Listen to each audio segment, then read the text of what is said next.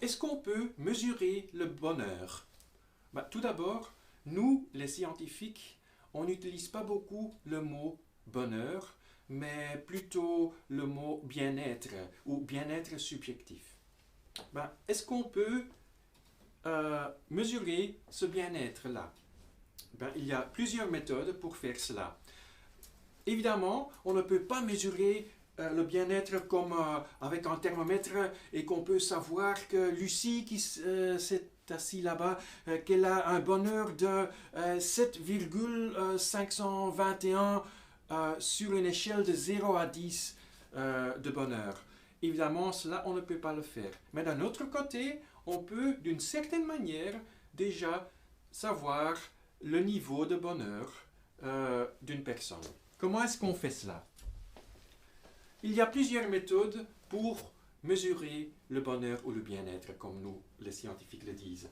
Tout d'abord, il y a les mesures physiques ou physiologiques. Prenons le cerveau, par exemple. Quand on met une personne dans un scanner, alors on voit qu'une personne qui se sent plus heureuse que celle-là, elle a aussi un cortex de ce côté-ci, le cortex préfrontal du côté gauche, qui est plus actif, un petit peu plus actif que le reste du cerveau. Et de cela, on peut voir que cette personne est heureuse ou pas. Donc voilà déjà une manière de mesurer le bonheur d'une personne. Il y en a d'autres.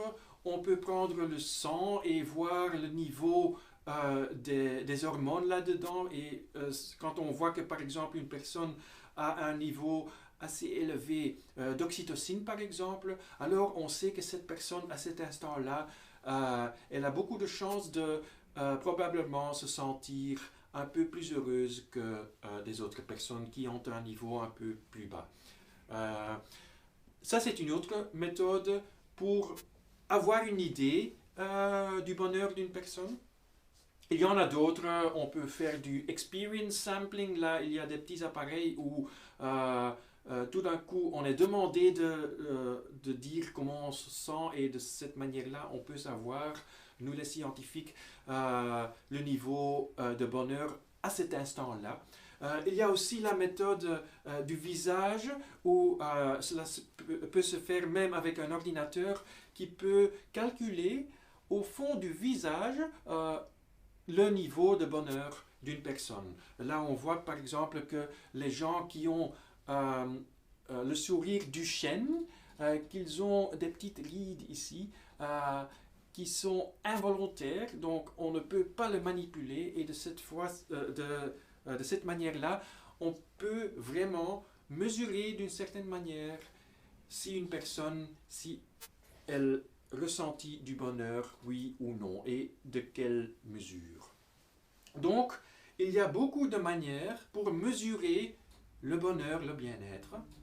Mais évidemment, toutes ces manières-là, un scanner, prendre le sang, experience sampling,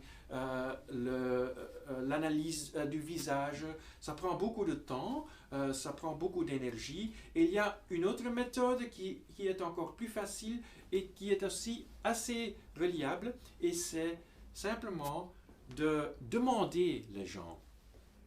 Évidemment, on ne peut pas prendre une question quelconque, comme on le voit souvent sur l'Internet ou dans les magazines.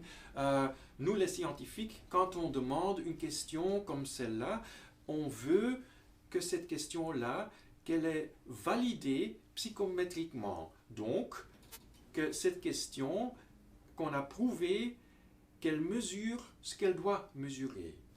Et comme cela, si on utilise des questionnaires qui sont psychométriquement validés, c'est une autre méthode qui est assez facile pour mesurer le bonheur ou plutôt le bien-être d'une personne.